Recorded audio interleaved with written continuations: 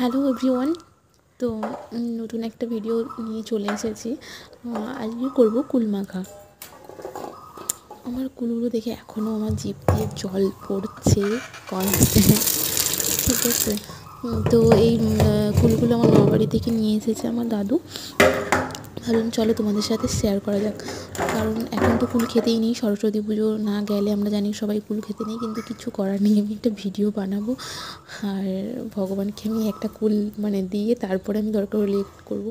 কিন্তু কুলগুলো দেখে সত্যিই লোভ সামলানো যাচ্ছে না, এত সুন্দর ফ্রেশ আর নতুন হয়েছে না, তো অবশ্যই খেতে ভালো হবে।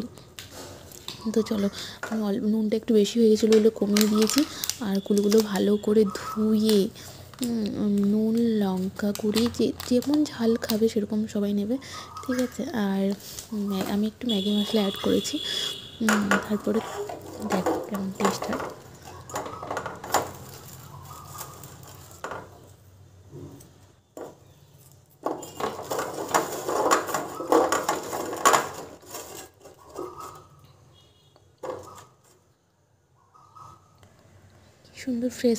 কি সুন্দর ফ্রেশ লাগছে না দেখতে জিনিসটা, এত ভালো লাগছে দেখতে সত্যি।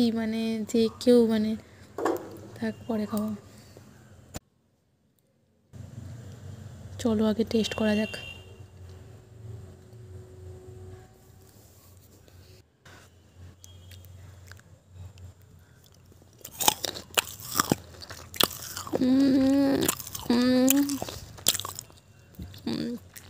সত্যিই সুন্দর।